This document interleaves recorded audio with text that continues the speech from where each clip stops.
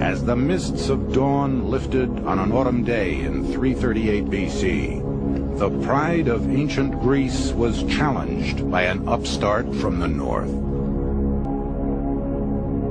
Now, two of these states stood together against him, Thebes and Athens. In the summer of 339 BC, Philip led his men south, toward the Greek heartland. Their very march was revolutionary. Philip banned the trains of wagons that slowed an army.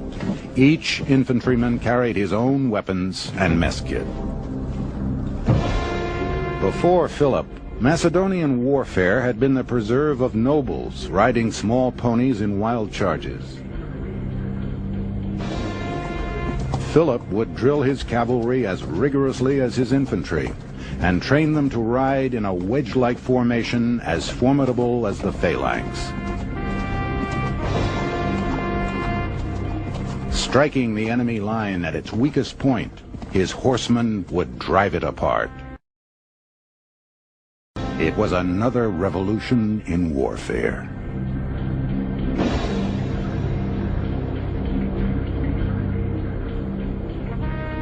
At a place called Heroneја, Philip's army found their way barred by more than 30,000 Greeks.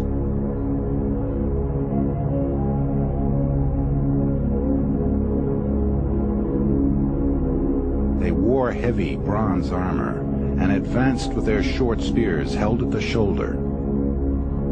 When they locked in combat, they would thrust at Philip's men from behind. The Macedonians under Kines had a singular advantage. A sarissa, a pike up to 20 feet long, held underarm and tipped with a foot-long blade. Row upon row, bristling with pikes. This was the Macedonian phalanx.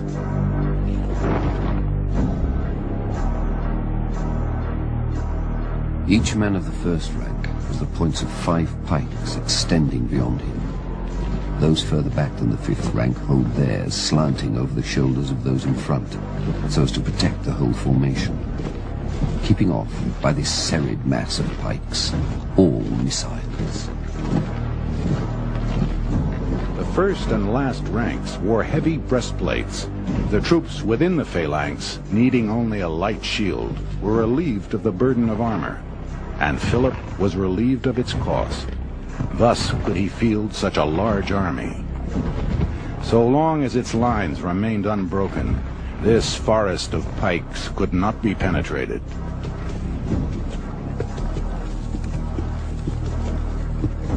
It was the job of the phalanx to punch a hole in the enemy line. Then the companions, the elite Macedonian cavalry, would drive their wedge through it. Philip now deployed his infantry, 30,000 men. 2,000 horsemen under his teenage son Alexander waited for their opening.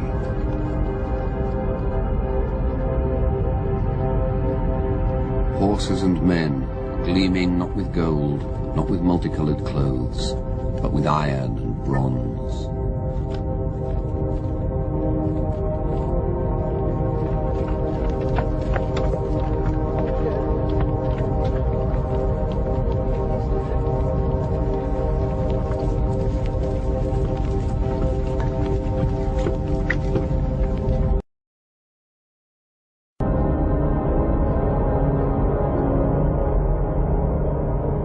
$60,000 men advanced across the plain.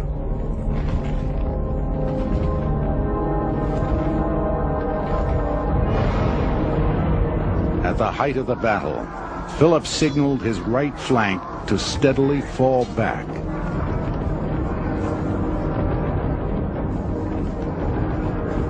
The Greek general cried out, "We've got to keep attacking until we push the enemy back to Macedonia." Philip remarked, "The Greeks don't know how to win." On the Macedonians' right, the men kept pulling back. Sensing victory, the Greeks surged forward. What looked like retreat was a well-rehearsed trap.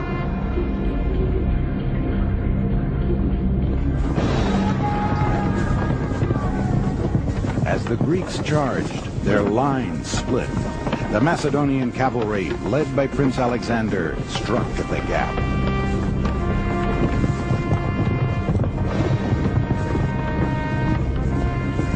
The whole Greek line buckled and broke. Vulnerable without their phalanx, they were run down by Philip's horsemen.